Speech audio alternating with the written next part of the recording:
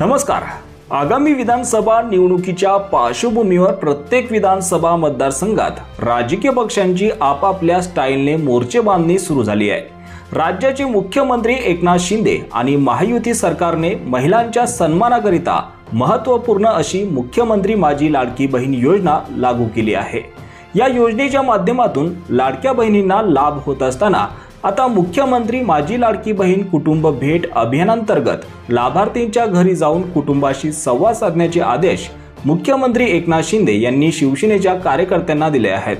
त्याच अनुषंगाने नांदेडच्या हिमायतनगर येथे मुख्यमंत्री माझी लाडकी बहिणींचा सन्मान सोहळा आयोजित करण्यात आला होता। शिवसेना शिंदे गटाच्या प्रवक्त्या डॉक्टर ज्योतिताई वाघमारे यांच्या उपस्थितीमध्ये हा सोहळा पार पडला।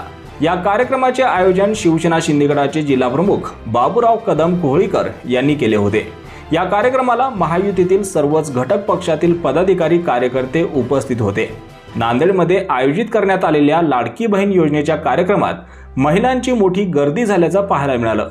मात्र कार्यक्रमाला आलेल्या लाडक्या बहिणींकडून आयोजकांवर रोष व्यक्त करण्यात आला आहे। कार्यक्रमाच्या ठिकाणी योग्य सुविधा दिल्या गेल्या नसल्याचा आरोप या कार्यक्रमात हजर असलेल्या महिलांनी केला आहे।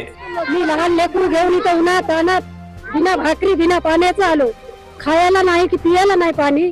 एकच लाडक्या बहिणीचा आम्हाला मोठे पण देऊशाने सांगायला या या या आणि इथं येऊन आमची बेहाल करायला